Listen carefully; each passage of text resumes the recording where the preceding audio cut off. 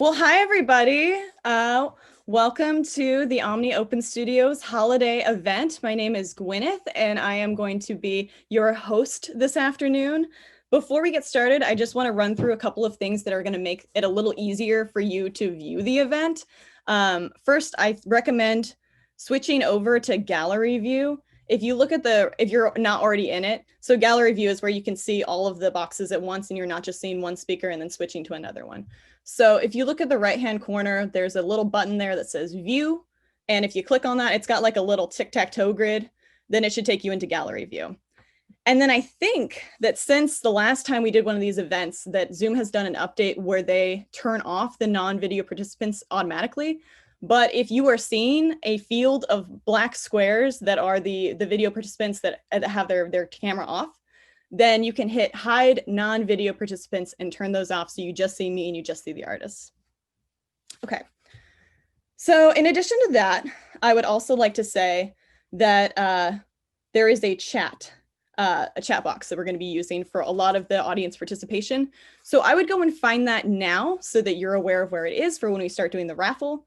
You'll see that there is already a program posted in it, and it has a link to our event page. And the event page is really important because that's where all the links for the artist websites, all of the causes that they're supporting are on there. Everything is on the event page. So you're going to want to be able to head back to that.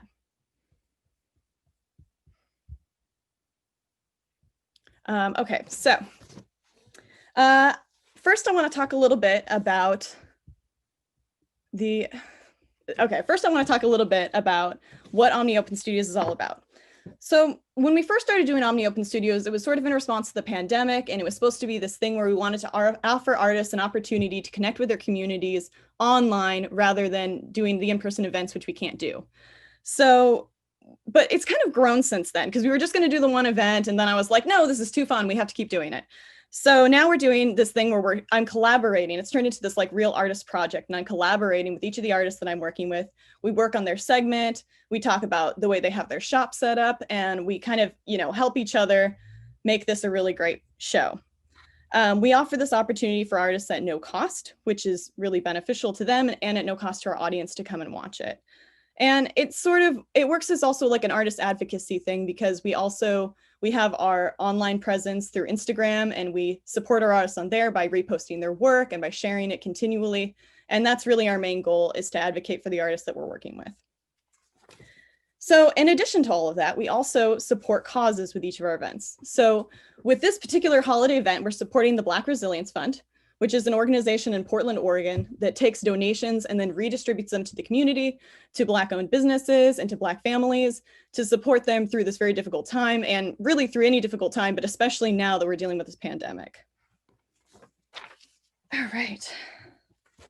I also want to tell you about, on our page, we have a little button that says the Tip the Artist button. And everybody who's here has taken time out of their day and their week to prepare for this. They've taken a lot of time, put a lot of effort into it.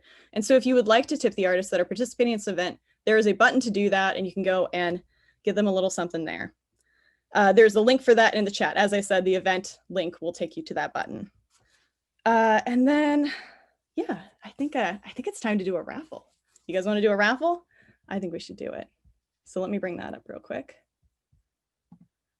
Okay, so here's our first raffle item. This is a beautiful hand-printed bandana from our artist, Patricia, who will be on later for her segment. And this is the way the raffles work. What you're going to do is when I open up the raffle, you're going to put your name, and that's going to be in the chat. Open up the raffle in the chat. You're going to put your name and your email. Please give us both of those things. You'll have 5 minutes to put it in there, and then we'll close off the raffle, and I will announce the winner after the first artist. So raffle is now open. Go and put your name and your email in the raffle, and then I'm going to start with our first artist. All right, Naza, let's turn on your camera. Let's bring you on. Hi. Hi, how's it going? Good. Good. So, yeah. All right, everybody. So Naza is joining us from Spain. This is Naza de la Rosal is her name. She's joining us from Spain, and she's going to talk with us about these beautiful surrealistic paintings that she creates.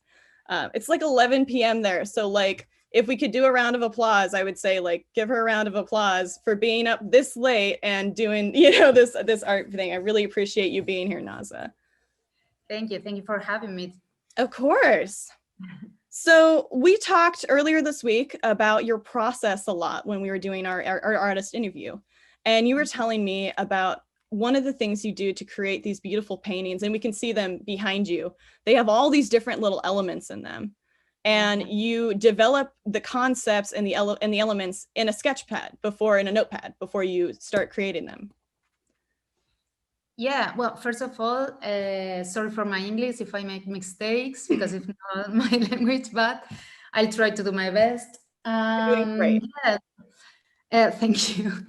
Yeah, what I normally do is that I I normally draw a lot, like crazy. And then when I'm thinking on a new canvas, like this one here, on all of them, I normally think on a concept on what I want to do. So I think on the elements that I have in all my drawings in my sketchbook, and then I make the composition in digital, like in Photoshop or yeah, when I'm totally sure of that I'm happy with that, then I put it on the canvas. I take it in that there. And yeah, I well, the first thing is always to choose the background and the background color, that and having that, then I get really crazy thinking on the colors. It takes me a lot, Mhm. like a lot of time to think on the colors that I will be using. And yeah, so this is So the result. you develop each of the elements. Can we do a screen share now actually and show, because the details, we're kind of missing the details since the photos are so, or the paintings are so far behind you. So let's bring up that lovely screen share image of one of your paintings so we can talk about the elements in it. Yeah, Okay, can you here. see? And what's the name of this piece? This one is air. Air. Okay. And you were telling me when you're creating Sorry, this. it's water. Oh, Sorry. water. Okay. Yeah, no problem. Um, and you were saying when you were creating these that one of the things you do is you think on the concept of the painting, and then that's where you get the inspiration for each of the little elements in it. Yeah, it's so. For example, for this one, I started to think what's the element water means to me, Mm-hmm. like, because for you it will be like something totally different, but for me, it's like I yeah, it's like all the emotions, all the feelings that I have when I think on water. And also I start like drawing and with that concept, and I start to create things that sometimes I don't know why I create, like some of the elements that are part of this concept. But and sometimes it's like that's the work that I do later. Like, okay, so I know why I choose this animal or this flower or some of the other elements. Right. So that's pretty interesting for me because it's kind of therapeutic. Uh-huh. Yeah, and I find it like interesting for me. I don't know if for everybody else, but No. I also find it interesting when I have an exhibition and people come to me telling me what they feel or what I don't know, any of the elements or a specific element means for them, and that's something that I don't know. I take it like for me for the next works, because it's like I don't always like to explain my work, because I really like how people Right. You want to get like interpret our interpretation. what they see. Yeah. So Yeah. I understand that. I have a similar thing as an artist. It's always interesting to see what the audience's interpretation is if it's going to be. For me, like I'm looking at this piece, which we didn't cover this during our artist meeting, which is great because I have like whole new things to talk about. The amphibian, this frog here is like amphibious, which means they can live in water and above water.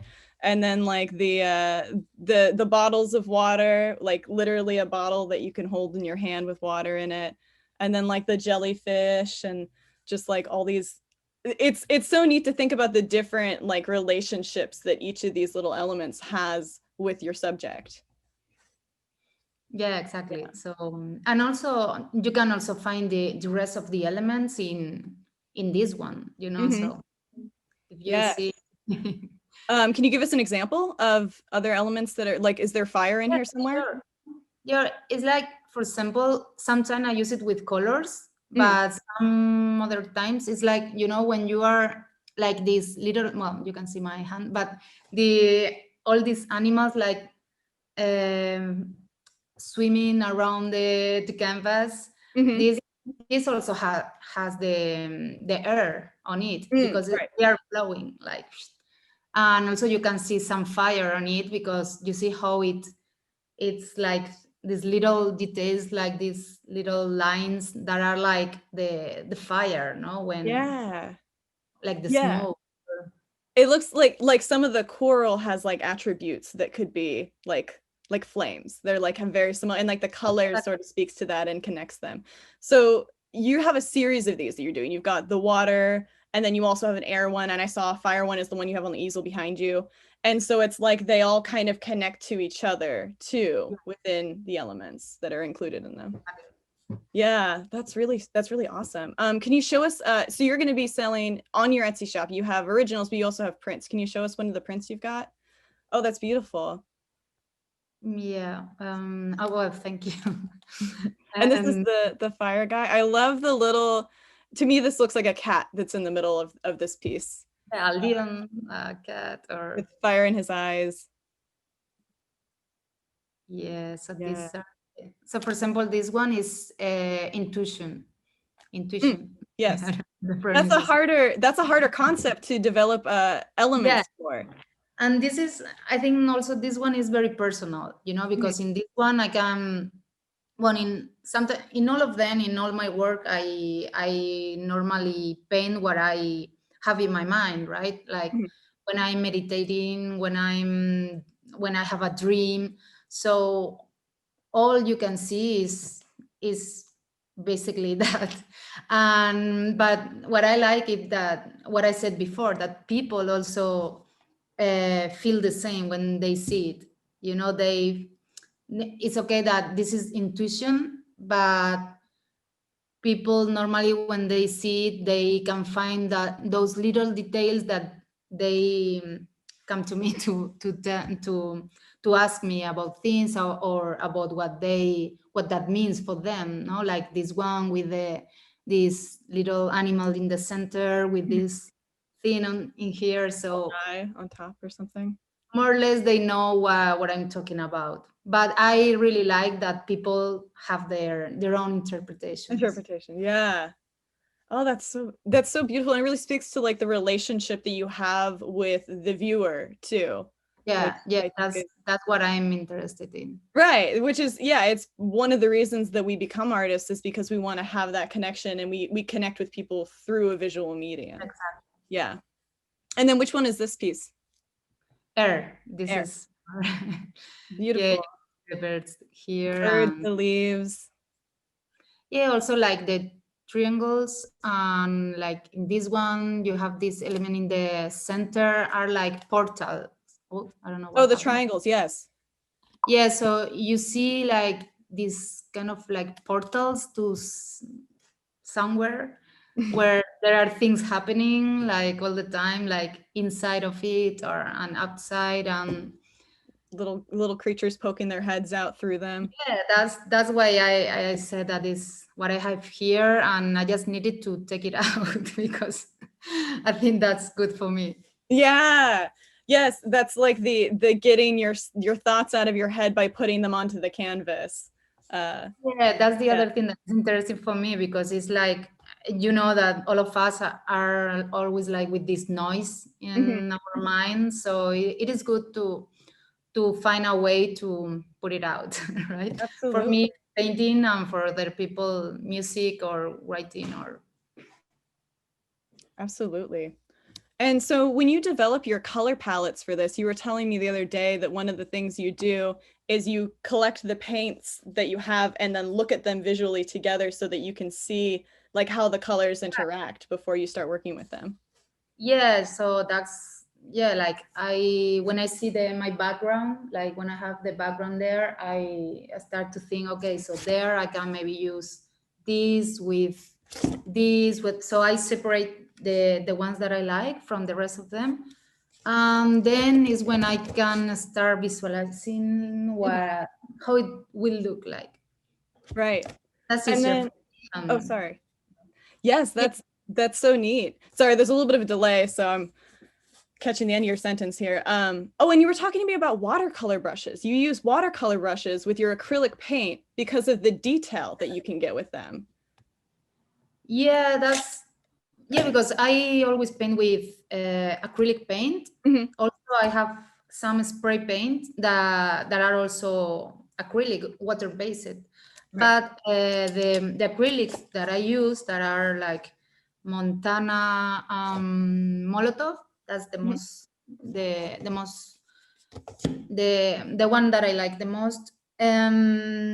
This one are brands that are really famous for graffiti, Ah, but yeah, they have these ones that are water based and are really really good because graffiti are made for stay in like in like weird forever if they surfaces. can Yeah. when they paint.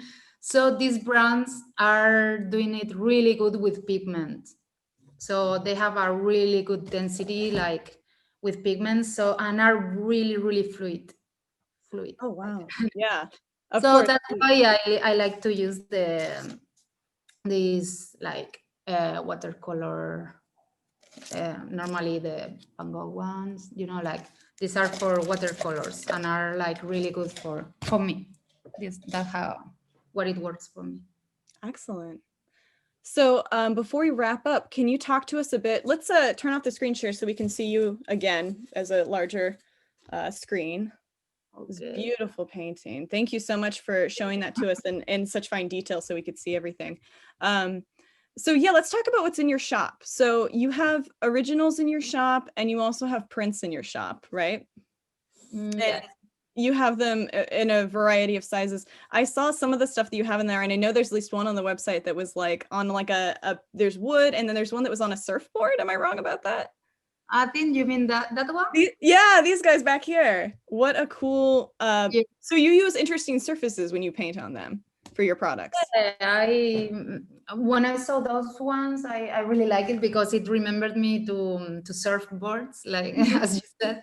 But yeah, it just has the shape. Oh, But okay, it's just a shape. Okay. Is it just like a piece of wood then? yeah, Yeah.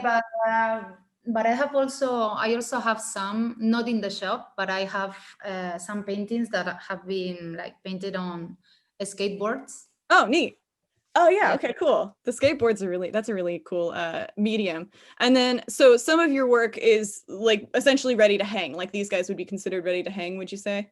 Yeah. yeah, And then the prints are ones that could be framed. But they have to come from Spain, so it's easier to ship them without the frames, and then we deal with that here in the US. But yeah. awesome. Well, thank you so much for sharing your work with us, Naza. I really appreciate it. And you have a beautiful studio space that's so well lit for 11 p.m. at night. That is incredibly impressive. Thank you Well, so that's much. thank you for having me. Of That's for me course. not a problem. 11 at night, but it's Saturday and It's it's Saturday, not yes. a problem, you know. Well, it's been really cool to have an international artist join us. I really appreciate that. That is just, I mean, this is my second event, so it's like it's a big deal that you're here to me. Thank you so much for joining us. Thank All you. right. Okay, so um, should we do the raffle? Let's do the raffle winner. Okay, so let me go and see who has won. All right, so the winner of that super beautiful bandana from Patricia is Jacqueline Cooper. So, okay, here's how it works, guys. When you win something, our artists are going to reach out to you probably tomorrow because I got to collect up the emails and send them to you or send them to them. And then they're going to connect with you to get your shipping address, and then they will arrange to send that to you. So that's how you're going to get your prize. Just quick reminder, you can always go back to our event page to do any shopping. That's how you'll find the link to Naz's work that we just looked at, and you'll see her bio there and a link to her website. So that's where you go for all of that. So with that in mind, let's move right on ahead. Let's do our second drawing. What do you guys think? Another drawing? All right, let me bring up that screen share. All right. All right, there it is, Jackie. That's your beautiful bandana. And then let's see. Okay, so these are earrings from Miss Z. Now you don't win all 4 of them. You get one of them, but Miss Z is giving you the opportunity to choose which of the 4 you want to have. So let's open up the raffle. You should be able to enter your name. Remember to give us your email. You got 5 minutes, and I'm going to go ahead and bring on our next artist. So let me close off the screen share. Okay, there I am. I'm back. And we're bringing on Patricia. Patricia, will you join us? Hi. How's it going? Good. Fantastic. Yeah, thanks so much for doing this. I'm really happy to be here. This has been really fun so far. You're so nice.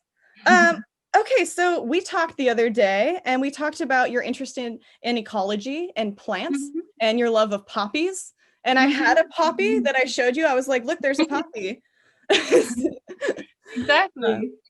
Yeah, so I find a lot of inspiration from the natural world. I do a lot of reading about ecology and botany and things like that, and it definitely overflows into the stuff that I make. And recently I've been doing a lot of linoleum block prints and focusing a lot on botany and insects and landscapes of the Southwest. So that's what I've been up to recently.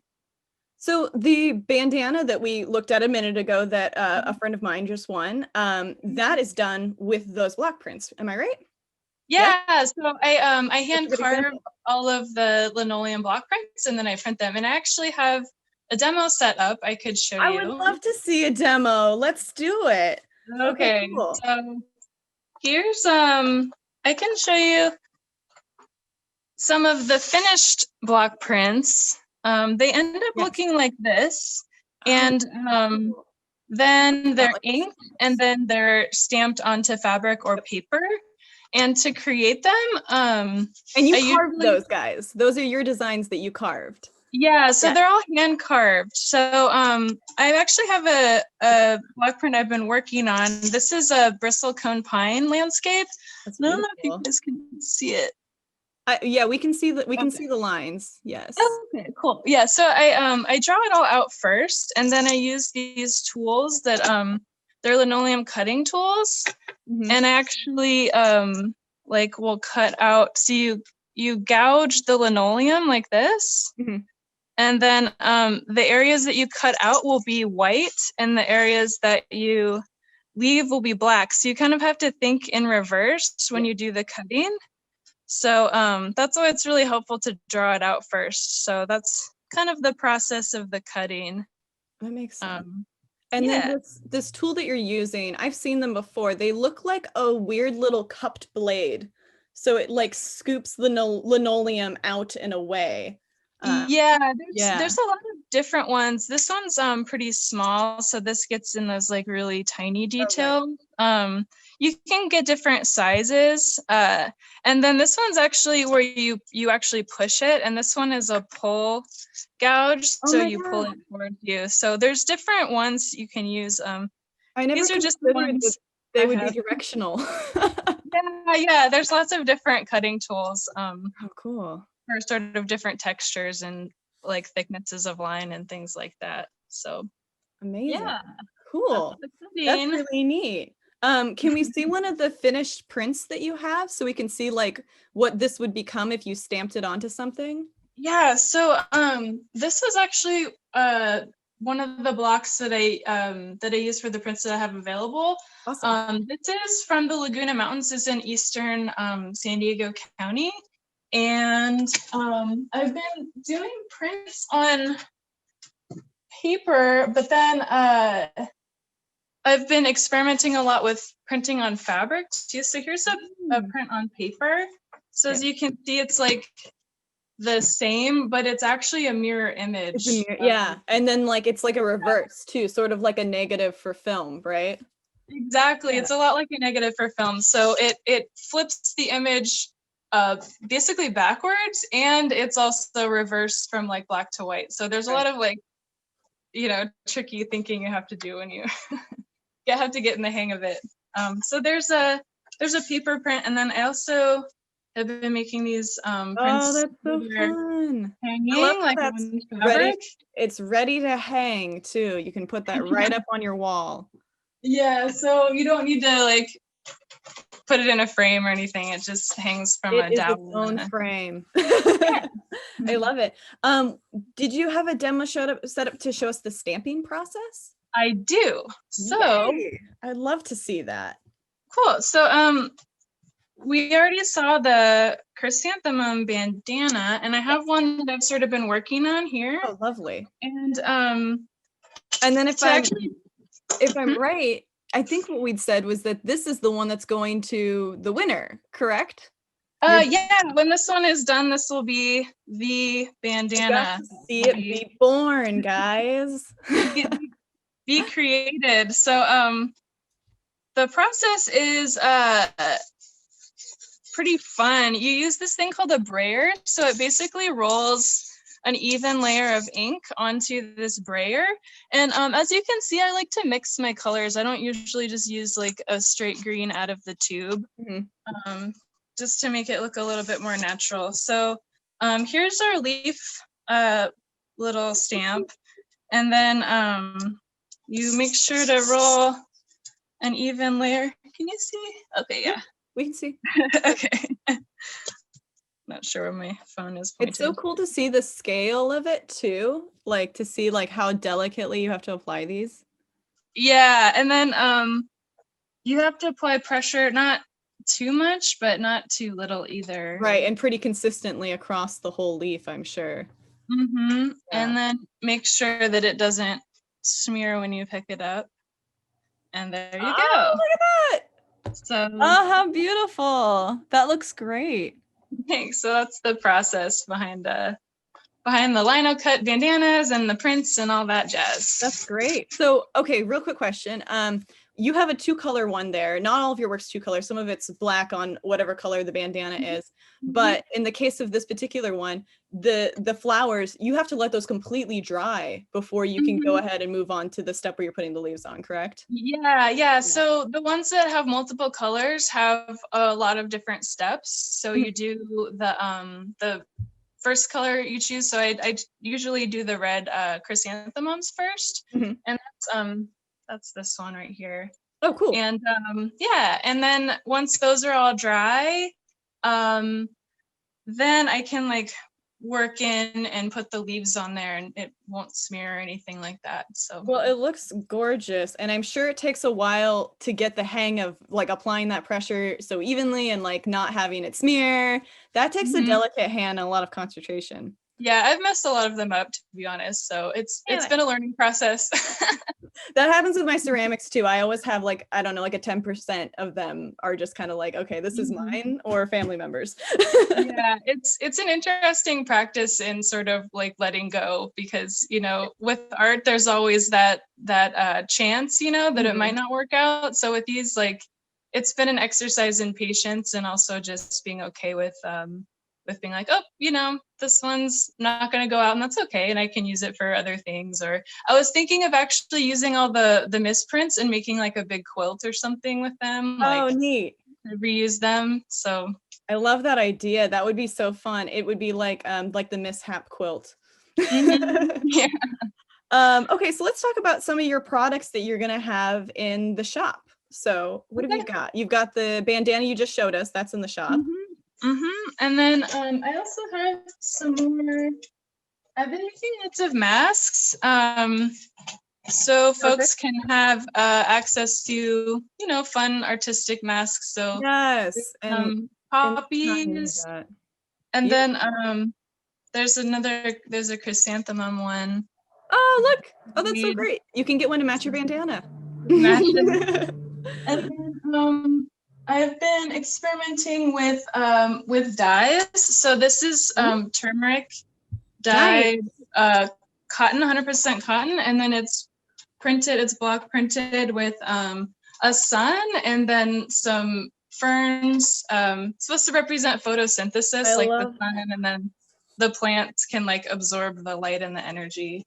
I So love that. And the natural dye is such a cool process too, to see the way, like the turmeric, we're all familiar with that. That's like this spice that is used for mhm. Indian food. You purchase it and then you use it once and then store it for years afterwards. But now you can use it to dye some cotton yellow. Exactly. Yeah. So Um, and that one's in my shop as well. And awesome. It's beautiful. then yeah, I have the poppy moth Oh, look at that block moth. printed. And these are Ceanothus silk moths. These are native moths Yes. to Southern California. And they're actually very big. You don't see them too much anymore, but they are a native species. So Now that's another nod to natural fibers, because silk moths make silk. Yeah, that would actually be a really cool combination to do Yeah. a silk bandana. Yeah. Good ideas. It's cool because like your artwork, it has images of the natural things from the studying ecology. There's times when you've applied them to create color and use them as like literally a pigment in your work. And then like it's just like this cool, and then they're cotton. So there's also the natural fiber that is what your stuff is made out of. So tell me a little bit about how you source your materials. So I try to be pretty conscious about where I source them. All of the cotton is made in the U.S. Because I've been reading a lot about like emissions and things, of how supply chains get really complex, and things are like shipped from whole countries to other countries just to get them sewn, and like there's lots of emissions in that process. So to cut down on all of that, I purchased like bulk made in the USA cotton, 100% cotton fabric, and then I cut and sew and dye and print it all myself. So it cuts out a lot of the like the supply chain, and they're not just bandanas that are like shipped from wherever, they're made here. So right, that's like 90% of the work just happens right there in your home. Yeah, and the sewing machine is There's the sewing machine. And you were telling me a little bit of history about the sewing machine the other day too. We were comparing sewing machines. Yeah, it was my mom's. So it's a pretty special tool, and I'm really glad to have it. Yeah, she passed away a while ago, so it's really special. I feel like it's an honor to be able to, continue her work, because she was a seamstress. So it's like, it's really nice to be able to use her tools. Yeah.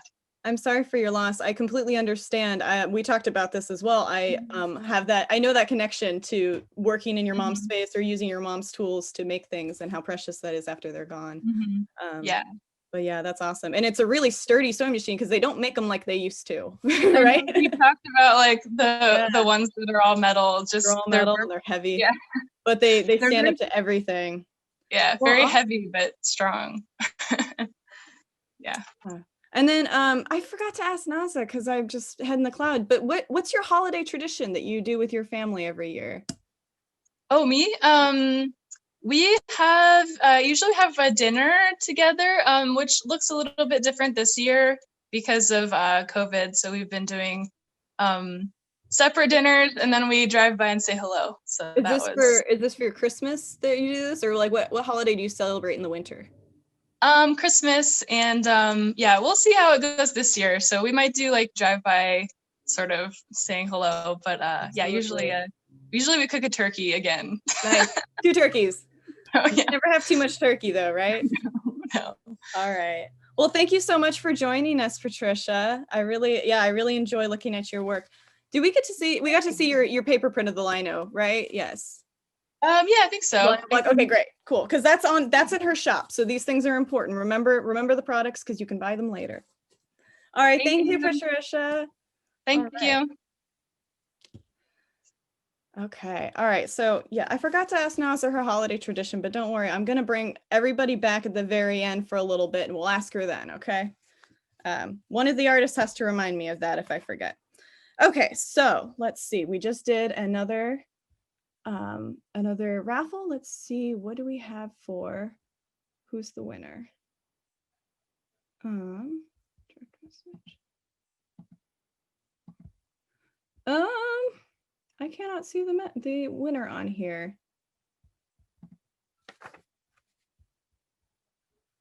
All right, well, I'm going to make my announcements first then, and then maybe we could send it one more time to me if you would. Thank you. Oh, it looks like the winner of those beautiful earrings from Miss Z is Shannon, which I'm guessing is Shannon Bedrogi, who is also a friend of mine. Otherwise, I'm sure that they would have included the last name. So Shannon, you have won a beautiful pair of earrings from Miss Z, and you already know each other, so that won't be hard to make that connection and figure out which pair you want to take.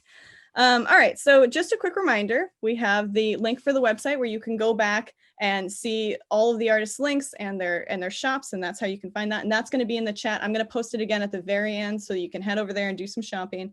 And then also, if you want to ask questions of the artists, you can enter your questions into the chat. They will not answer them while they're talking, but they will have a chance to answer them after their segment is over. All right, so let's bring on, oh, I'm sorry, let's do the next raffle. Here we go. Let's get everything in order here. All right, what do we have next? Okay, those are those beautiful earrings that Shannon has won. Okay, so this is a beautiful 4x4 print from our artist Marissa Carpenter, who will be talking to us a little bit later. This print does not include the frame, or this is not a print, I'm sorry, this is an original painting. This is on canvas, original painting. It does not include the frame, however, it's just the little painting itself. So go ahead, the raffle is now open. Put your names in there, and don't forget your emails because we need to be able to contact you. And let's go ahead and move on to the next artist. So Miss Z, would you come on up and join us? Hi. Hi, everybody. How's it going? Good. I'm just trying to keep warm. Oh no, is it cold there? I had like committed to this sweater because I put my button on it, and now it's actually a little warm in here. But I love the shawl you have. It's a beautiful shawl. Thank you. It's so great to be back in your studio again. So Miss Z joined us for our last event in September, which is how we met actually, through our friend Shannon, who just won the earrings and that she's going to be getting from her. This is a pair of the same type of earrings that you're wearing right now, correct? Oh yeah. I just wanted to like rock them so people could see. They're so great, and it's good because we can see the size of them really easily on your face as well, or on your ear, I should say. Yeah. All right. And they're like super light. I can't even like feel them, which is great. Yeah, and what are they made out of? They're woven, correct? Yeah, so I can like. Let's see them. So yeah, they're woven. So I have like a little mini loom, which I had up, but because my studio is also like my bedroom, like I can't keep everything out. That's fair. The clutter will be like endless. So, but yeah, it's like hand woven, and then afterwards the back, I just like sew like some. I've been trying to get through my fabric inventory. So this is like scrap fabric that I use to just sew like on the back of it. But yeah, it's like a new thing I've been kind of getting into, which I really like. So, and these are in your shop too. So holiday shopping, guys, you can get some beautiful earrings, hand woven earrings. Very cool. Thank you. So tell us, what else have you got in your shop right now? I think I saw a beautiful print in there. Yeah. So I have what's it? I have like, well, actually I have it up here. Yeah, I see it's above your head. Which is like actually a piece that I made back in college during my printmaking days with Shannon, which is where I had met her. We took printmaking together. We took a photography class together. Oh, so and then cool. this is like the up close. There you go. Yep. That you could see.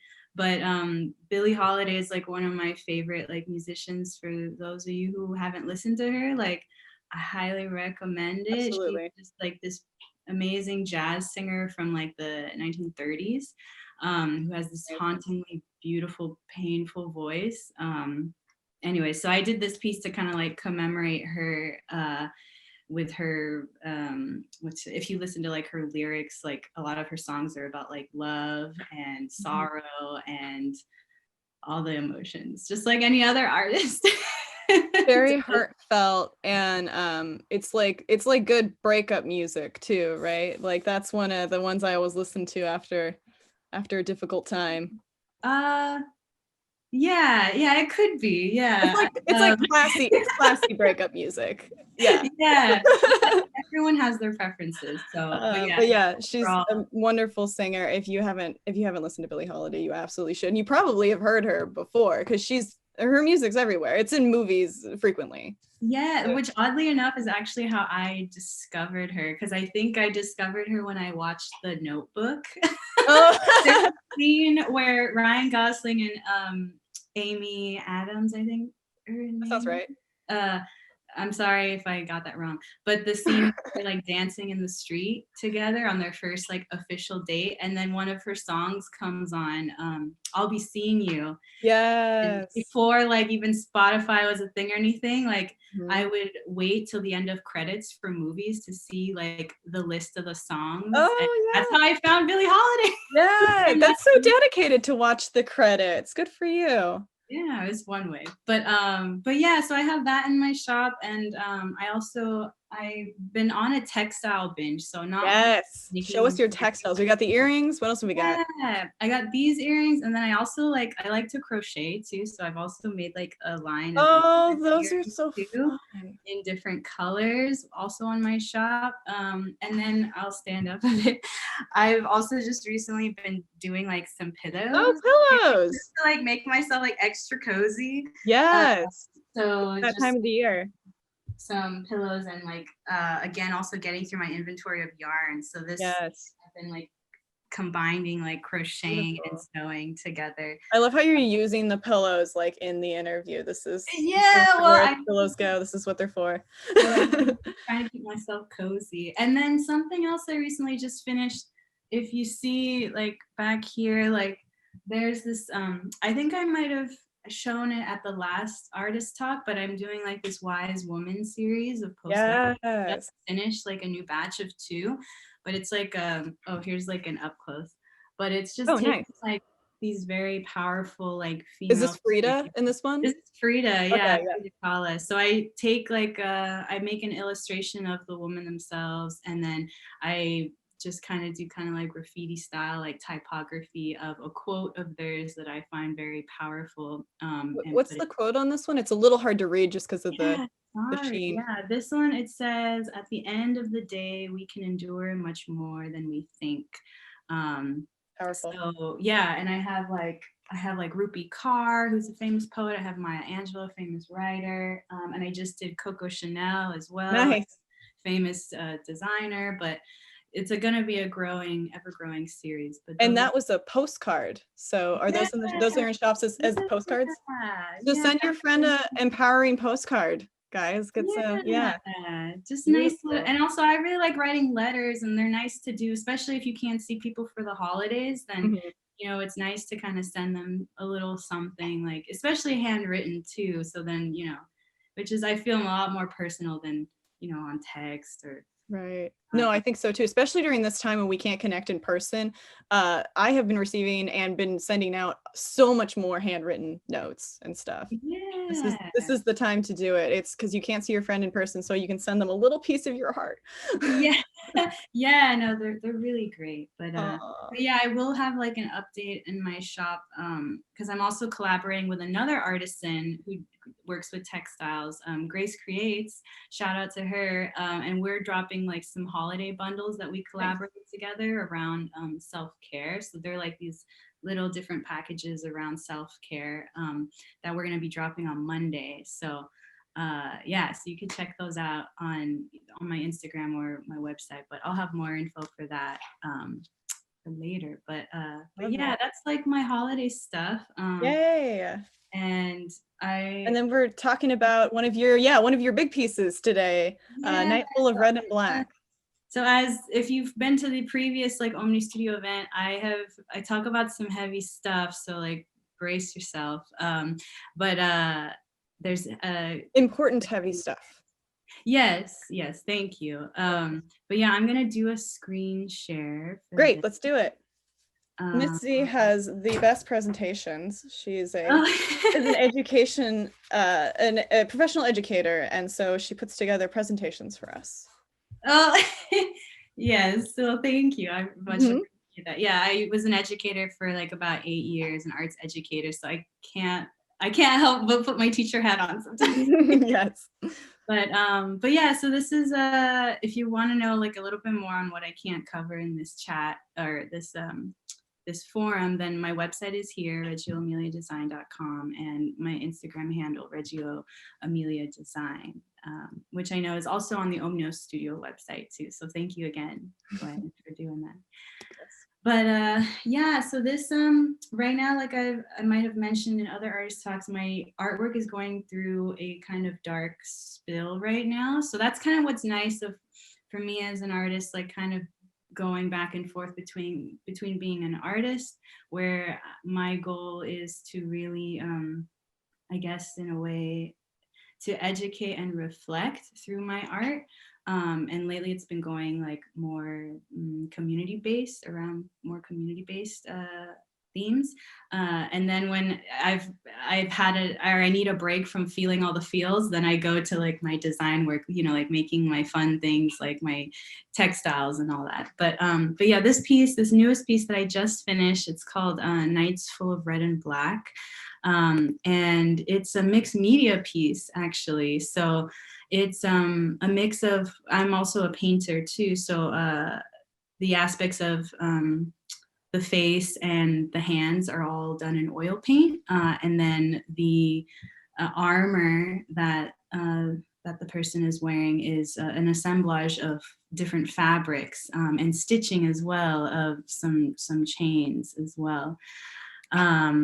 And yeah, so this piece was something really interesting to work with, and it was a way of using mediums that I haven't used in a way before. So this was definitely an experimental piece, but I'm really happy with how it had turned out. And this was the process of creating it.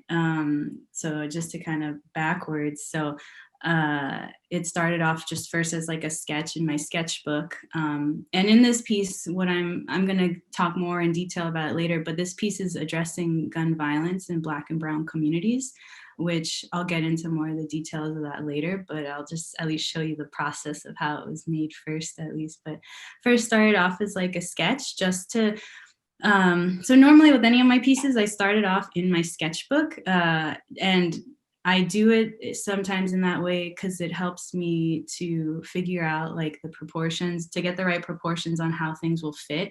Because typically I paint on just a white canvas, which I could easily just draw and like erase. But this time I painted directly on this printed fabric, which I actually got on my trip to England like a few years back.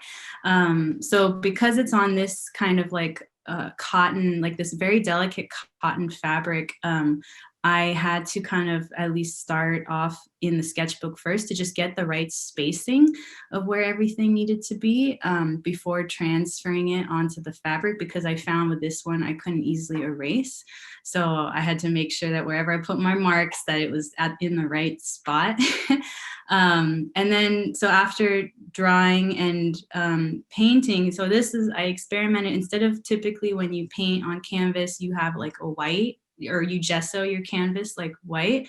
I actually decided to start with gessoing in black, which is something I learned from this really awesome artist, Bisa Butler, who was a big inspiration for this piece that I'll share her work after. But yeah, starting it off with black, which was a really interesting way to kind of draw on top of that afterwards, draw and paint on it afterwards, because I felt it, by starting off with like a black background, I felt like it really made the shadows and the brightness pop out a lot more versus like starting off with a white background, which I thought was really interesting.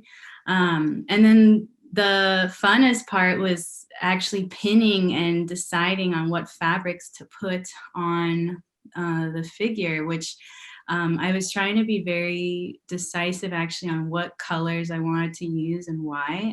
And also, well, with the title of the piece being called Nights Full of Red and Black, this person in particular really gravitated towards those two colors, red and black. So I really wanted to emulate that in their armor by accentuating those colors in particular.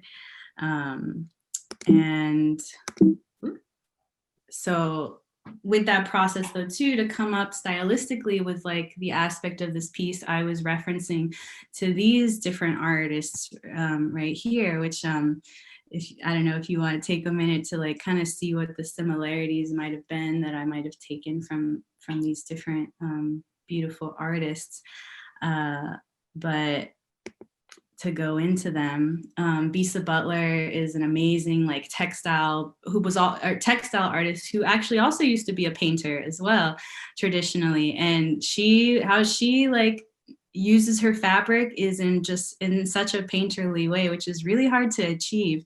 But she does it so beautifully. But definitely like check out her work. Her stuff is really amazing, and she's based out in New York. And I referenced off of Kahid Wiley, who's a traditional Renaissance painter who's originally actually from Compton in South Central Los Angeles, but based out in New York. And he does this beautiful way of really amplifying like Black and brown people in the community, like people that he goes up and meets and paints them in this very like royal fashion to just empower the Black and brown community in such a very beautiful way. And then also referencing to knight's armor from the late 16th and 17th century. And there was this really awesome exhibition at the Metropolitan Museum of Art in New York of all these really beautiful knight armors created by Jacob Hadler. Yeah, just very beautiful, ornate armor, which I think was made for like Queen Elizabeth's army, I believe. There's more. I'll have all these links if you want to get more into it later. But yeah, just really beautiful stuff.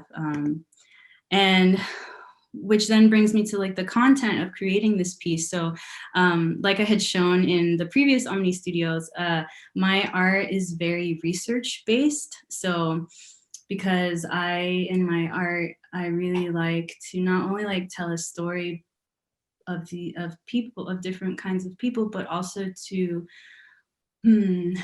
relay important messages that maybe are not said very often or shed light on very often, just to get the conversation going and to just offer a different perspective. My goal as an artist is not to, leeway people's opinion to go in one way or another. It's really just me kind of sharing what I have learned in my research. And then if others are curious, then at least, they have some sort of, they've learned maybe some sort of base from me, and then they can like learn more in their own exploration afterwards if they choose to. But yeah, so with this piece in particular, I was kind of comparing the similarities and differences between gangs and knights and kings. Hence, this person wearing a knight's armor to kind of show how a lot of young people in Black and brown communities are warriors. They're warriors, warriors having to balance these double lives of, their safe haven that they may have like at school or at home, or if they're lucky at home, and then balance out, the violence that they might become in contact with, whether or not by choice. Anyways, but it's heavy. It's heavy, which I feel like not a lot of people like realize. So that was something that I wanted to really emulate in this piece, and to go with that research.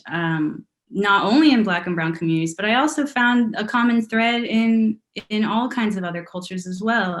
So looking at all these resources that have gone through like different books and different documentaries, and also just on different films as well. I have found like just a common thread of how the similarities between knights and kings and gangs is, you know, this mission to sustain your honor and yeah, sustain your honor, and also like a kind of like a tribute to your manhood, which comes at a risky price in some regards. But so this, I won't go too much into detail of this person because I want to protect their own privacy and their family's privacy. But this piece is to commemorate a student of mine that I had at Oakland High who passed away this August, unfortunately. And this is why I named this piece Nights Full of Red and Black. This is Miss Koshino, if you're tuning in, who was my old coworker at Oakland High and also a teacher of this same student. This is a piece that he did for her in her class, which is a piece that students were asked to make, a piece that was supposed to let their viewers know, like, okay, if you really knew me, then you'd know what this piece was about. So this is what he created, which is a nights full of red and black, street lights glowing in the back. I stand alone, with his picture on it. So both Ms. Koshino and I, we both got to really know this student pretty well at different levels. And he was a really beautiful person. And sorry. He struggled, you know, to sustain, to do well in school. As you can see, this passage that he also wrote to on his senior year of noting how, you know, he tried really hard to achieve academic success. So, you know, he can go to college afterwards and all that. Like, he had the goals set up. He chose to make these goals to set himself up for a really awesome, bright future. But unfortunately that was taken from him. So this is where I just give the notion to how, you know, how it's a balancing game. Unfortunately, it's a balancing game, especially if you're coming from a community that's, you know, rough around the edges. I mean, Oakland is a very special place. Like, and it always will be a special place to my heart. Like, it has its reputation for, you know, not being so great, but you can't be so quick to judge if you haven't been there, is what I'd have to say. Like, because having worked there for like 4 years, like, you know,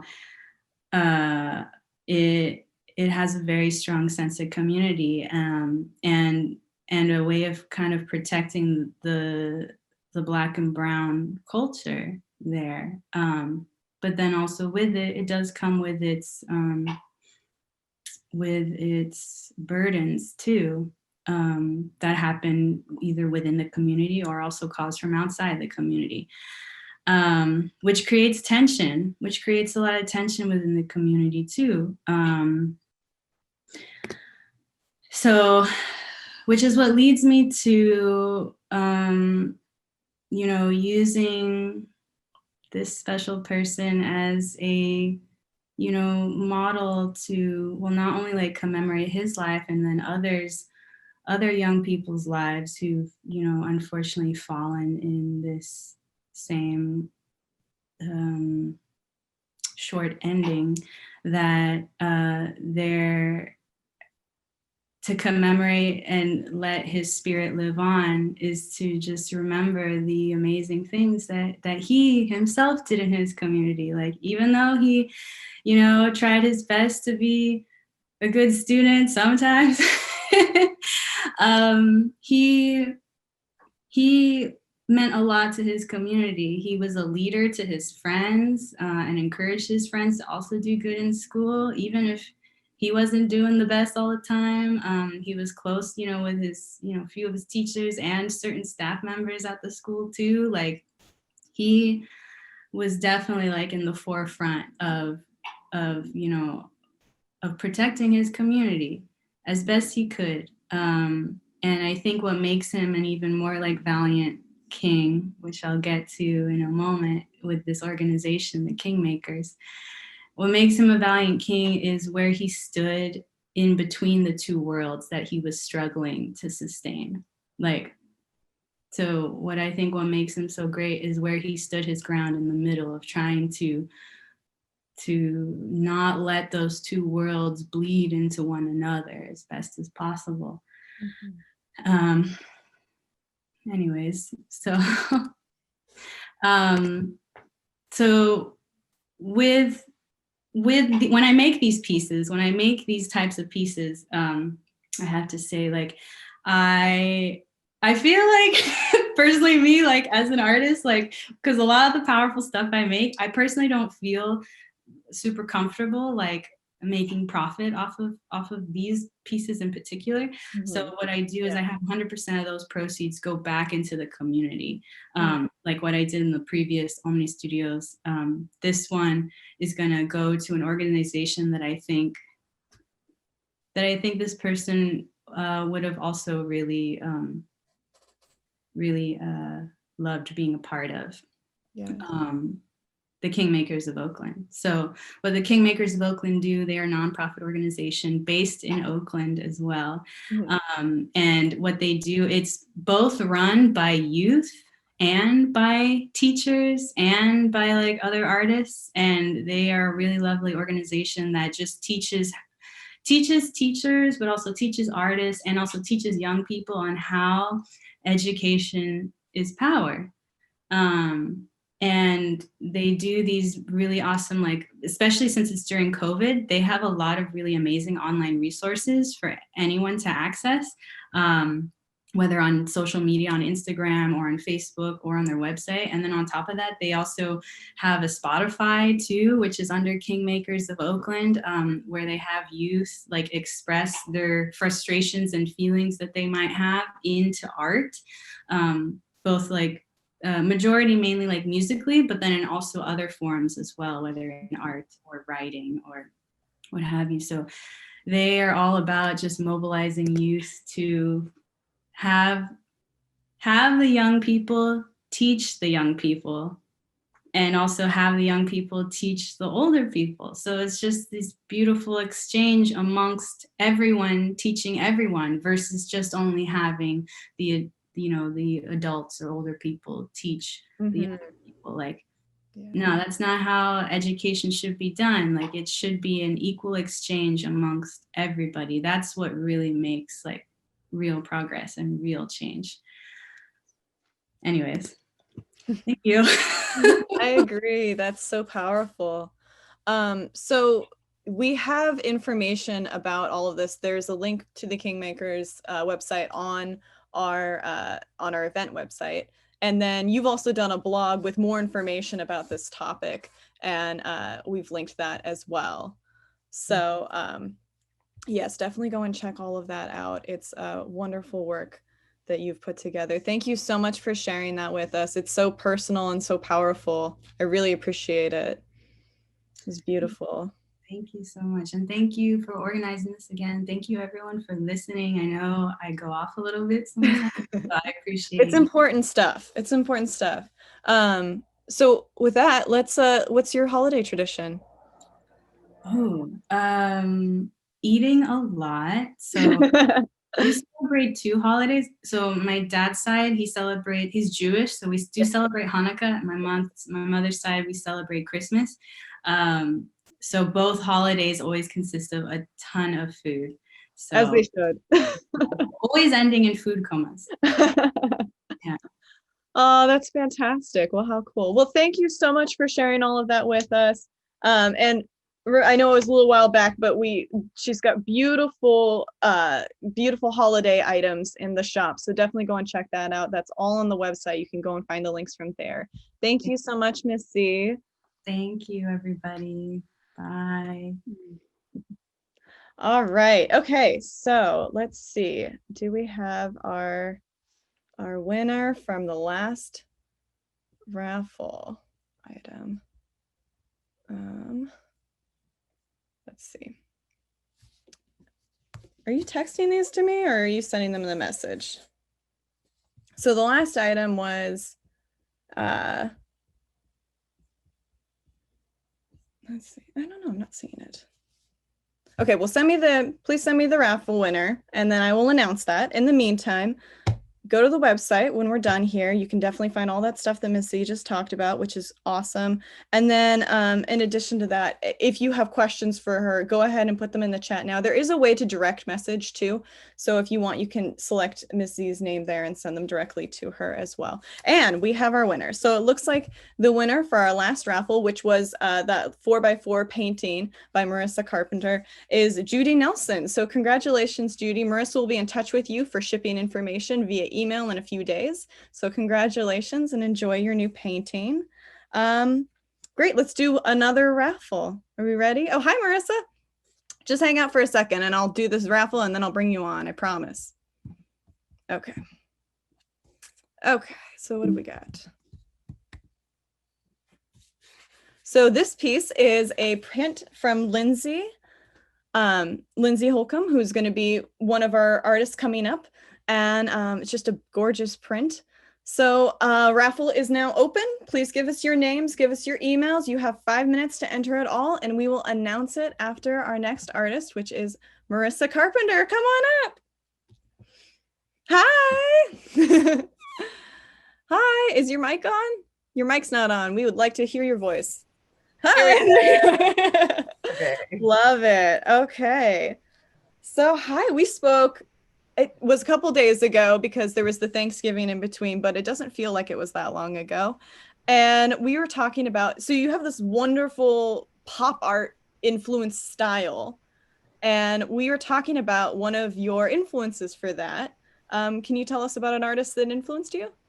Well, it's kind of obvious if you know who he is, but Keith Haring is a huge influence on who I am and why I create art. And I don't know if he's influenced my style, but we have a lot of synchronicities. Nice. I came into my style randomly by chance. I woke up from a dream and I was like, I gotta get this down. And it was just like a couple of houses. And I continued with that style. And then I picked up Keith Haring's diaries. Oh, neat. And it's a penguin book. It used to be something else. It used to be a different set of style of book. But it turns out that we have a lot of synchronicities that I have come to learn about, like the thick black lines and defining your canvas. But he talks a lot about, let me open up to a page in my sketchbook. Great. He talks a lot about visual poems. And I think with my work, I try to compose geometric forms in poems that people can instantly recognize. Yeah, I think that's really true. They're like almost little stories that you are capturing in a very simple and like graphic representation. Yeah. Yeah. I like to strip things down to their essence, to their basic form, at least the design. The color schemes are arbitrary, but I'm pretty loyal to a few of them. But with my subjects, I usually try to make humorous allusions. Mm-hmm. Mm-hmm. Uh, There's definitely humor in your work. yeah, like sometimes I'll allude to sexuality, and a lot of the times those paintings are of landscapes or landscapes, so a lot of hills and Right.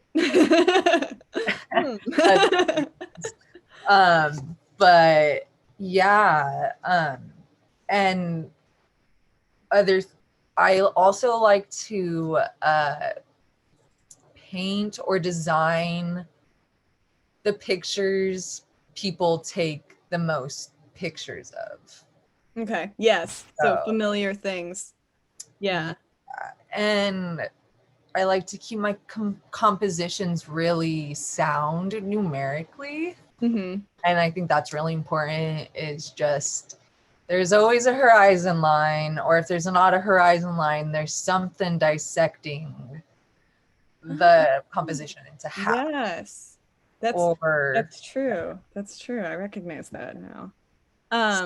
Can we see your sketchbook? Because you were showing me this and you have like the dot notebook. So you got two. Okay. Well, show us your favorite one. they Uh, are this one's a graph Okay. one. This one has dots. This is the newer one. So I'm gonna go nice. ahead and dive into the older one. Okay, great. And I do And- have like raffle tickets. To mark the sections? Yeah. Perfect. Yeah, so the benefit of using the graphs or the dots, though, is that you can use that to establish your ratios and for your compositions before you bring them onto the canvas. Yes. And so here's an example. Let me see. All right. Oh, that's beautiful. I think we can see this on the wall behind you, too. Oh, yes. I do have that Yeah, there it is. Yep. Okay. I have multiple of this one. This is a flower phonograph. And so I always dissect the whatever square or rectangle in half, and vertically and horizontally. And I'll put on notches of important reference points, and I will always, it's usually I play a lot on symmetry, so I'll do it on both sides. Right.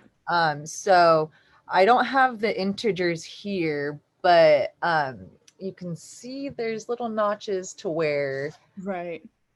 And the plan is one day when I can afford to go to graphic design school, or to put that time into digital paintings and illustrations, I will have a history of what I can put on Photoshop or in design. Yes. You have like this is like your Bible kind of all Yes. of the work that you have collected and the ratios and the color. Yeah.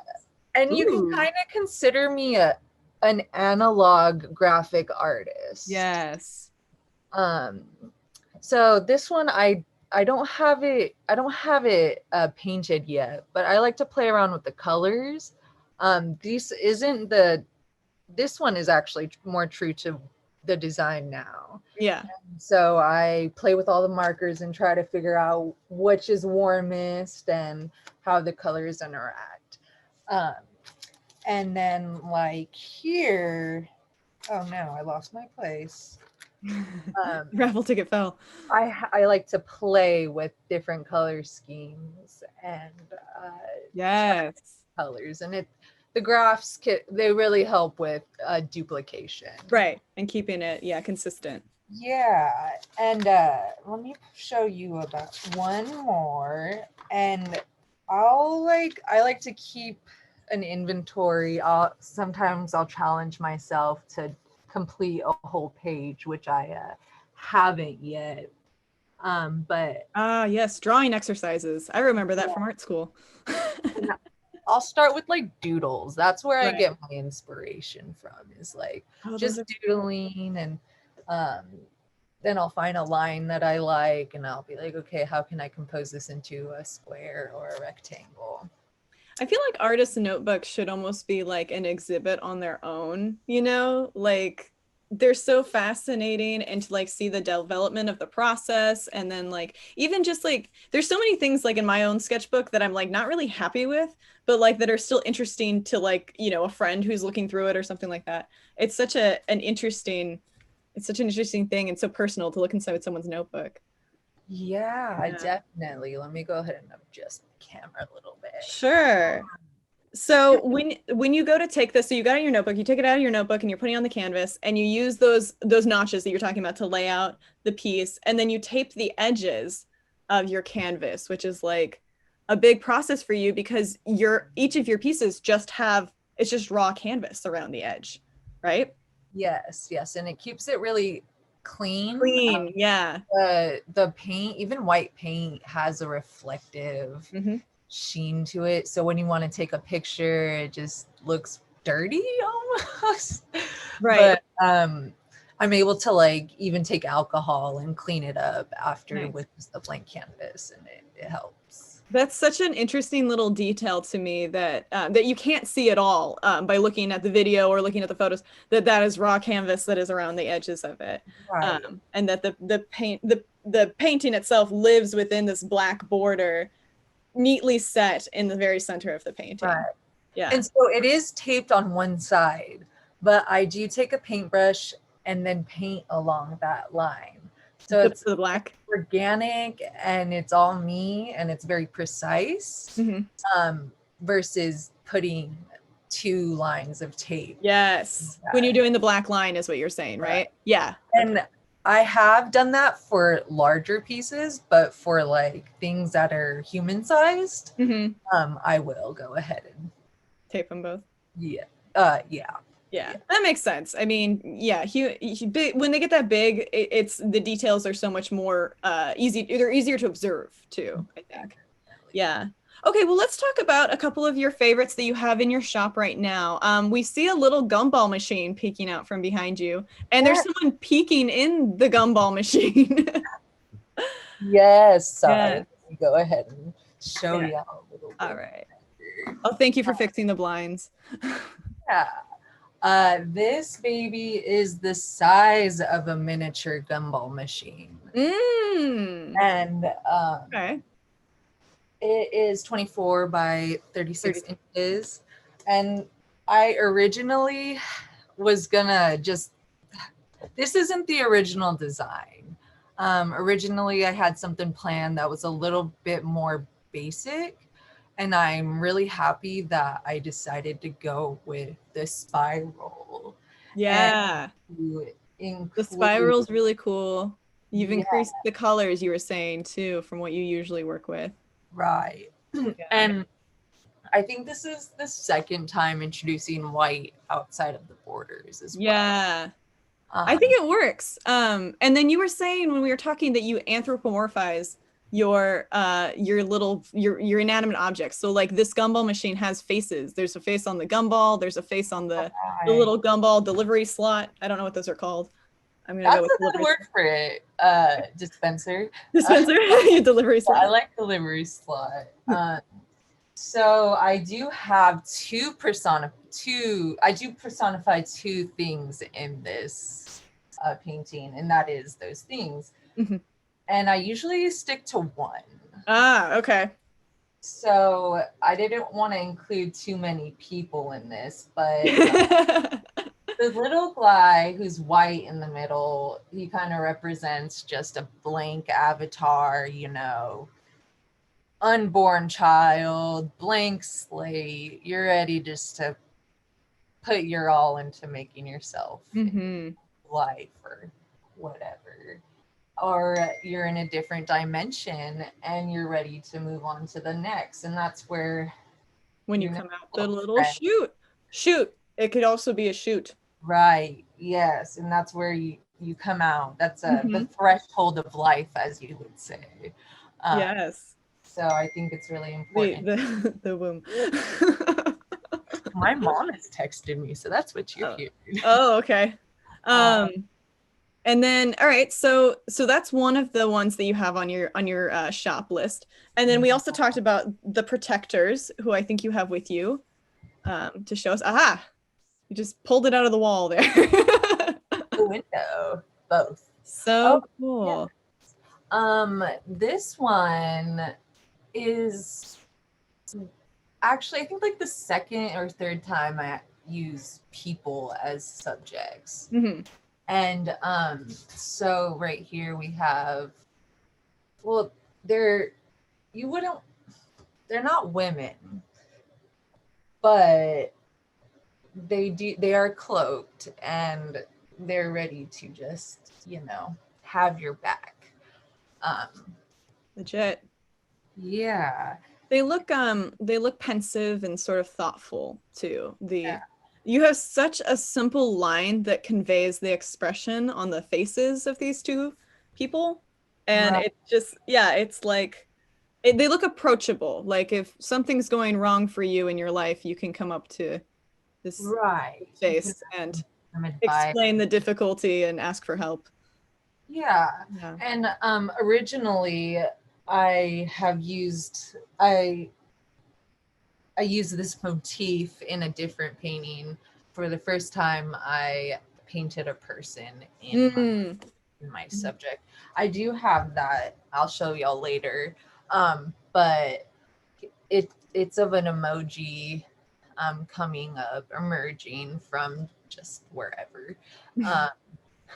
So yeah, this is one of my this color scheme is in my canon of color schemes, and it's my favorite. This teal, you'll see a lot of it in my work. And this red, let me tell you about this red. I've only been able to find something that I've liked from Walmart. It's apple barrels craft. Oh, that's so random.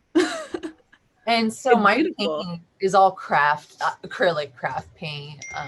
It has this nice matteness to it. Mm-hmm. Yeah. Yeah, you have very consistent sheen for each of the paints that you're working with. They're all very consistently pretty matte. Let me go ahead and just fix these blinds again.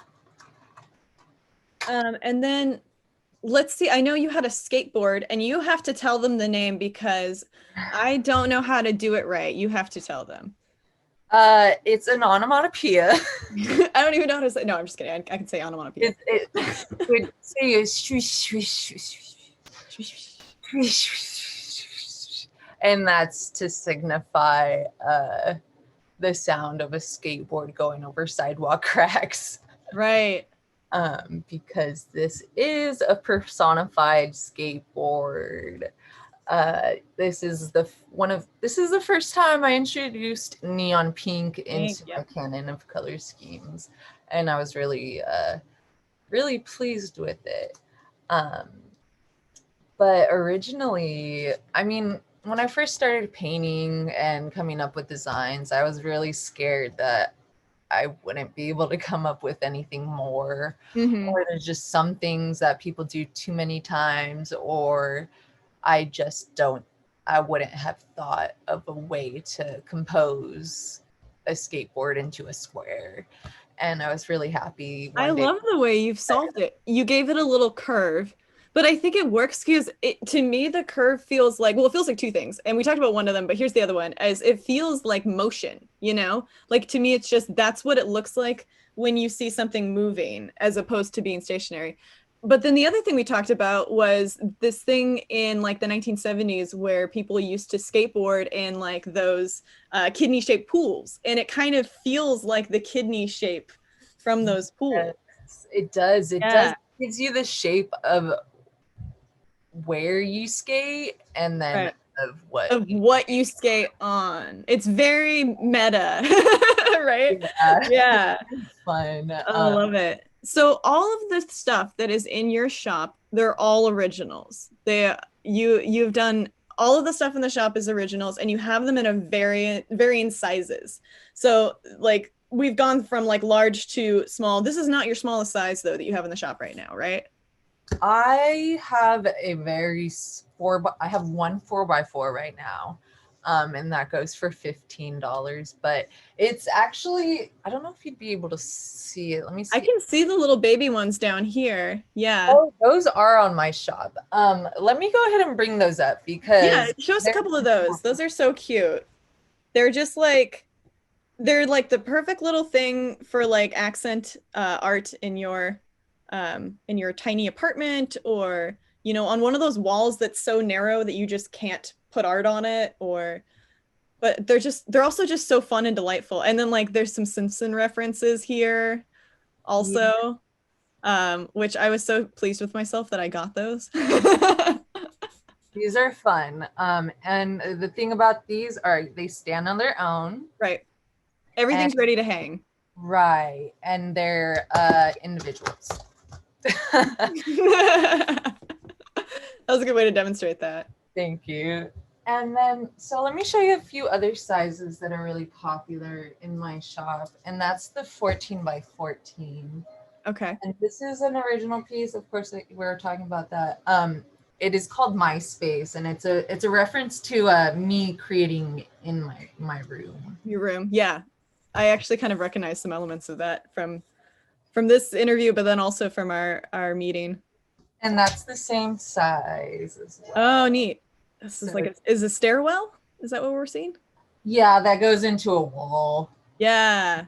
Yeah, it's just a play on architecture or home architecture. 20x20 or 20x16 is another popular size. So this is the same size as protectors. Okay. But it's horizontal. Horizontal, yeah. So that's part of that color scheme of those. Lovely. Well, thank you for showing us those, guys. Yeah. Do you want to tell us about your holiday tradition? Yeah. My mom would always decorate our house a lot. Elaborately? Yeah, elaborately. Yeah. And I know she might get mad if I say this, so I'm gonna say it. It kind of stays there for a few months, so I think that's part of just the tradition, the cycle of life. It's hard to take down. It's hard to take down Christmas. Is it Christmas that you guys celebrate? Yes, Christmas. Yes, it's hard to take down Christmas. It's depressing. Oh yeah, for her a little bit. I can understand that. Because it's her holiday, and luckily I live with my parents, so we all get to celebrate together this year. Yes, absolutely. Well, thank you so much for sharing. By the way, I love your earrings. They go so well with your colors. Thanks. Okay. They're not by me, but they are by an artist, Vida Vasquez. Nice. Are they on Instagram? Yes, they are. Awesome. Okay, Vida Vasquez. Look for. Are they little oranges or are they just little balls? Yes, oranges. I love them. Yes. Awesome. Well, shout out for Via Vasquez is what you said? Vida, V-I-D-A. Vida. All right. Well, thank you so much for joining us, Marissa. Thank you. This is great. Thanks, y'all. All right. So let's do the winner for our raffle. This time we've got it down. We know our winner. So for the beautiful print by Lindsay Holcomb, we have Karen Morales has won that. So congratulations, Karen, and Lindsay will be in touch with you about your beautiful print. And let's see, we have one more raffle, guys. So you want to take this seriously. Make sure you have your emails ready. All right, so let's share the screen and I will bring it up. All right, there's Lindsay's beautiful print. And then here it is. It is a 20% off coupon. So remember, NASA is in Spain. So this is a coupon that you can receive digitally, and you can apply it to her Etsy shop when you go and purchase a painting or print from her. So 20% off coupon. The entries are now open. You can go ahead and put your name and your email. Give us both, please. And you got 5 minutes. And I'm going to bring on our next artist. Okay, so our final artist for today is going to be Lindsay. Lindsay, do you want to join us? Hi. Ooh. How's it going? Good. I'm a lot more close than I thought I was going to be, but hi. You're like, hello. Good morning. I love how colorful your studio is. That red shelving is it's perfect for your style. It's like right in your, did you paint it yourself or did you find? Oh no, the fine people of IKEA did that. So. Nice. Well, yeah. it's perfect for your style because like you have that literal red like in a lot of your work. Yeah. I do. It is fun and it is never that neat. So it's only for this very special occasion. So. Right. Well, we don't have to talk about that. So Lindsay and I met through our friend Emily Miller, who was an artist during the September event. And when we met, you were in the midst of doing some planning for your Colors of MS project. Yes. Which is, you want to tell us just like a little snippet about that? Sure. Yeah. When we met, we were planning for a live event that I was going to do at the Walk for MS here in Portland, Oregon. Mm-hmm. That was before COVID blew up all the plans for 2020. So I was delighted to meet you there.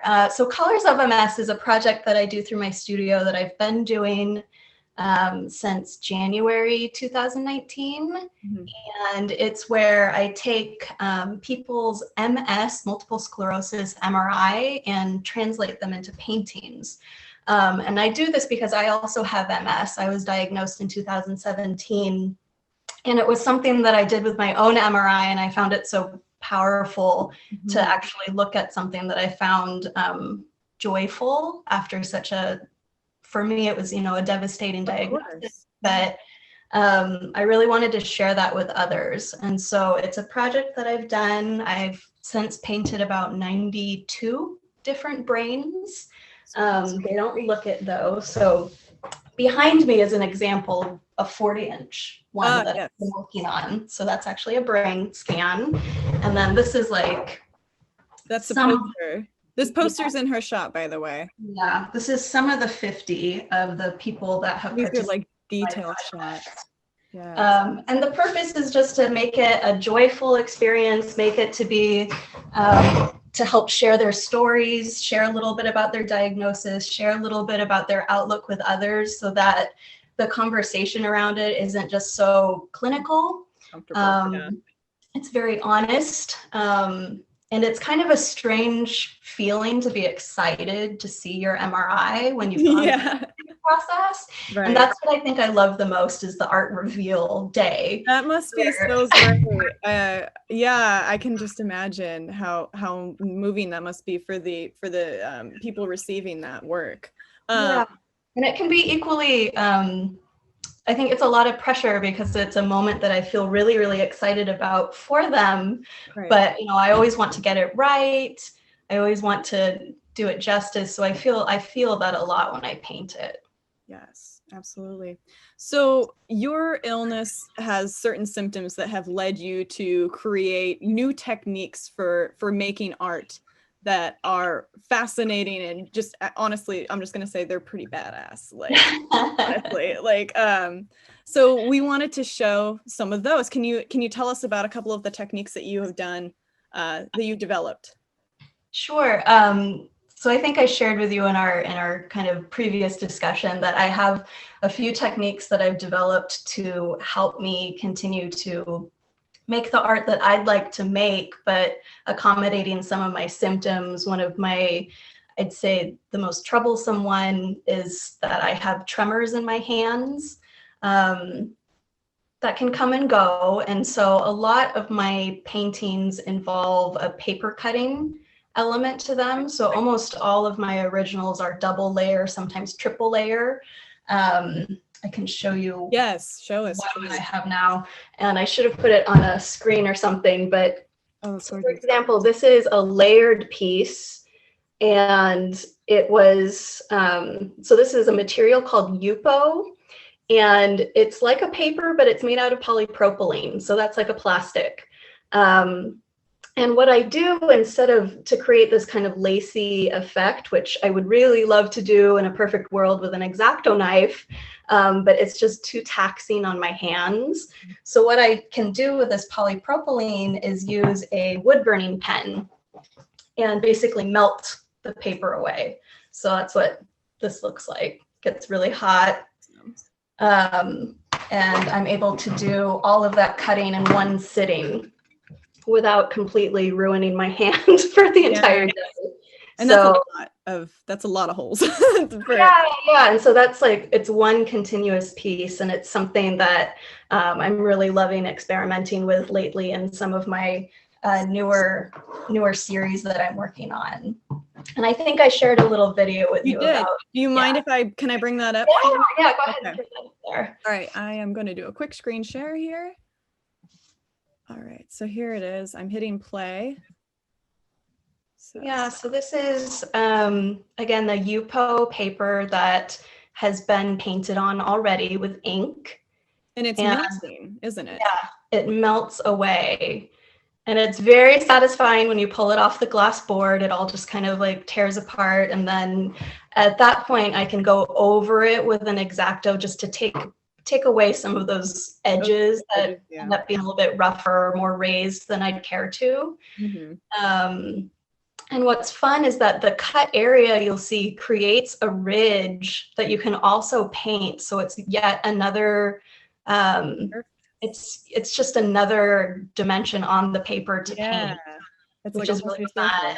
Yeah, I like that Miss C says that it was meditative, because it is. It really is something that is so relaxing to do, and that kind of element of meditation and relaxation is something that is really important to me in my painting process, because I really do have limited energy and I don't want to be stressed out about my art.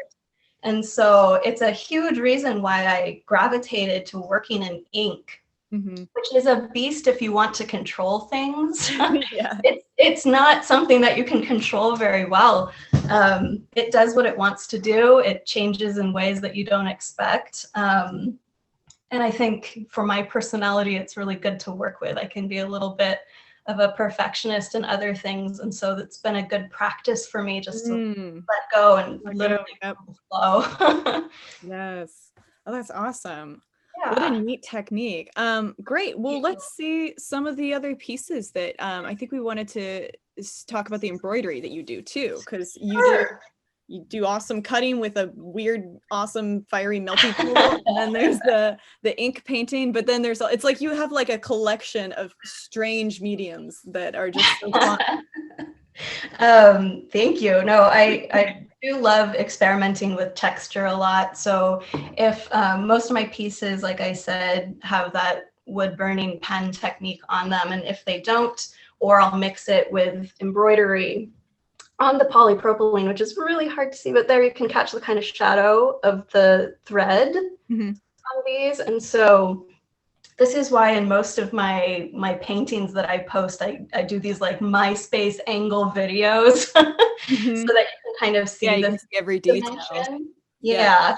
Because it's very dimensional. Like I would even call it like a relief almost painting, you know? Yeah, it really, you know, and here you can see there's some vertical threading going down.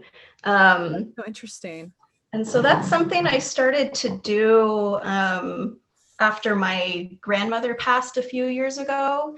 And I really resonated with Patricia's story earlier, because my grandma was also, she wasn't a professional seamstress, but she volunteered for a local theater company. And that was pretty much what she was always doing as I was growing up, is she was making some elaborate costume or something for someone in the family. And so when she passed, the one thing I could think of was that I wanted her sewing box, and it had all of her thread in it. And it doesn't matter what she would make, she would never let you call her an artist. She was very humble that way. And so I guess it's my homage to her in a really cheeky granddaughter sort of way. Yeah. With thread on all of my art and send it everywhere. So but now you're an artist now, Grandma. Yeah, I know. I'm like, she can't argue with me. It's on just hundreds of pieces of art at this point. And so you can kind of see my thread. Yeah. I love the thread display, all the colors and stuff. Yeah. So like you said, I mean, with the wood burning, it's something that makes my life a little bit easier. With the threading, it kind of makes my life difficult, but that I really like to do. I mean, I always sentimental. Yeah. Great. Well, so what have you got in the shop that you want to show us? Yeah, I have posted all originals this time around. So you'll see a series of these pieces here, which are my cell series.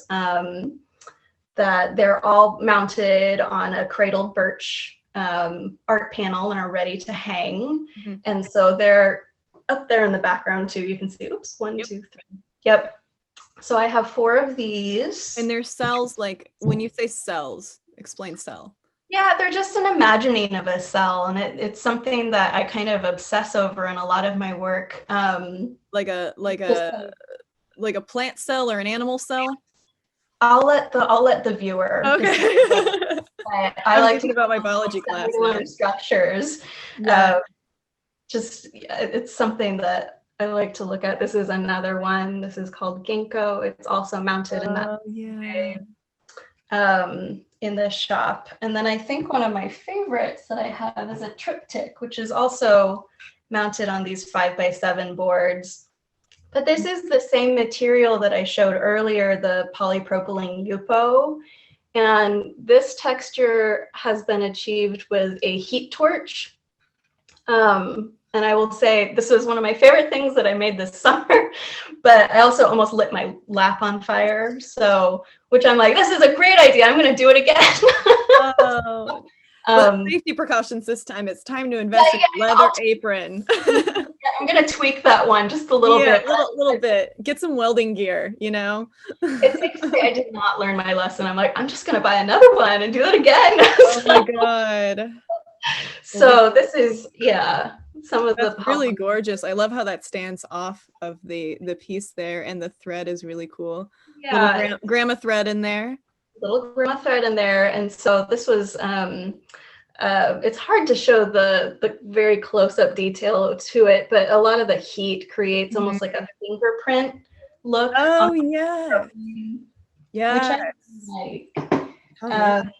And of course, because it's like somewhat near, it's the season, I put together a few ornaments for this winter. Oh, those are pretty. These are some like little original inks on a porcelain ornament that I have. Love it. And those are in the shop too. Those are in the shop. Yep. Awesome. Well, do you want to tell us about your holiday tradition? Oh my. Let's see. This year we're choosing over decorating as our tradition for Christmas. Over decorating. Nice. Yes, over decorating. We're like going into that mental wellness space of like, let's just go all out and make everything bedazzled. Usually my family goes out to Peruvian food on Christmas Eve. Nice. And I don't know why we landed on that, but now it's just become a thing for 8 years. And so we're going to have to think of something a little different this year because we won't be going out. But of course. Yeah. But the decorating sounds good. That's a good way to cope with social distancing and everything. Make the space you have to stay in gorgeous, right? Yes. We're gonna deck everything. Yes. All right. Well, thank you so much, Lindsay. I really appreciate it. I appreciate it. Okay. Let's see. All right. So that was our last artist. We have a couple of things to wrap up before we're done, including announcing the winner of our 5th raffle. So the winner for, what was it? It was, for Naza's coupon. Is Emily Miller. You have won a 20% off coupon. So time to go shopping. Congratulations. And she will be in contact with you about the coupon. All right. And then, first off, can we put up an email list, please, in the chat? So we're going to put up a little line indicator there. If you would like to sign up for our email list, we can tell you about upcoming events, including one that we have coming next week. We're going to be doing our Patreon launch event.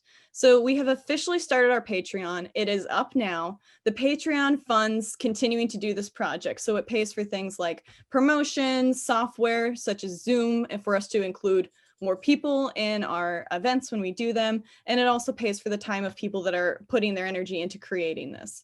So if you would like to support Omni Open Studios, you can go to the Patreon today and sign up for it and join one of our tiers. The link for that, again, is in our website, which we will be posting at the very end. I will type that in there, I promise. I also want to remind everybody that all the information that you learned about today, all the links from Miss Z's presentation, all of the shops and websites for each artist are also all on the event page. So that's the same page you used to get here, which I'm just going to type that in right now. Give me 1 second. I wonder how loud my keyboard is.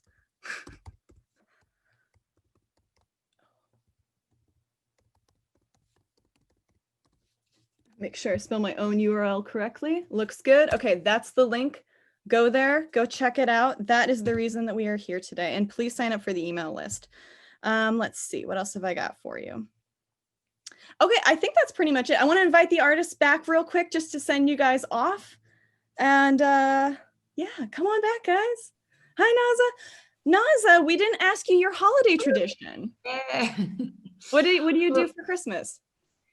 Well, in Spain, we have 3 important days: the dinner for Christmas, the New Year. Like we have a big dinner in my family, is like the big one, and then we give a present to each other. In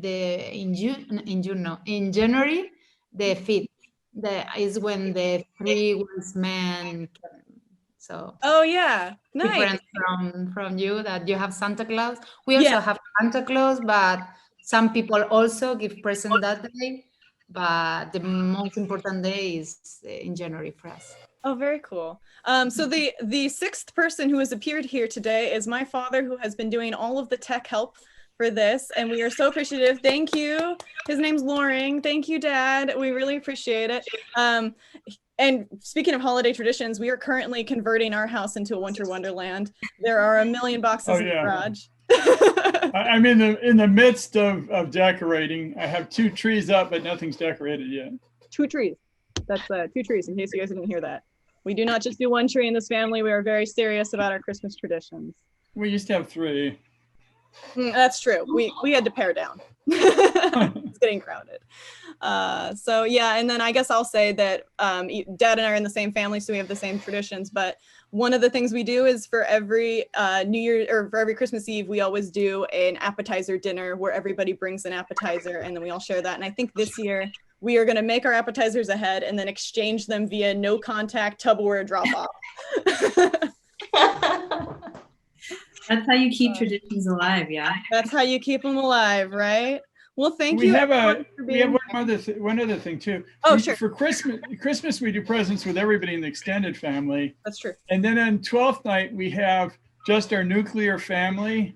So when the kids were small, they could give some small present and it wouldn't be wiped out by all the big stuff. But they could make something, or just so. Anyway, that's what we do. We do it, and that's January 5th. That's 12th night. It involved a very organized trip to Toys R Us with my parents, where they with the 2 younger ones, they'd stay with us, and then we'd be trying to avoid each other so that no one would lose the surprise. But anyway, well, thank you all so much for being here. I really appreciate it. I also want to say that I have this beautiful Omni Open Studios t-shirt that was created by Shannon Madrogi, who was one of our artists during the September event. We also have a link on the website for supporting the Black Resilience Fund, so that's another option. And all of the proceeds, well, not all of them, but a portion of the proceeds from our artists are going to be going to the Black Resilience Fund. So thank you, everybody, for your generosity. Thank you everyone for tuning in. Oh, should we all take a picture while we're all here? We should absolutely take a picture. Yes, let's do it. Okay, so let me see. So everyone can awkwardly see how we all pose. All right, everybody. 3, 2, 1. Hey, thanks for watching. For more videos like this, go to the link here. And to support us, you can join the Patreon by going to the link below.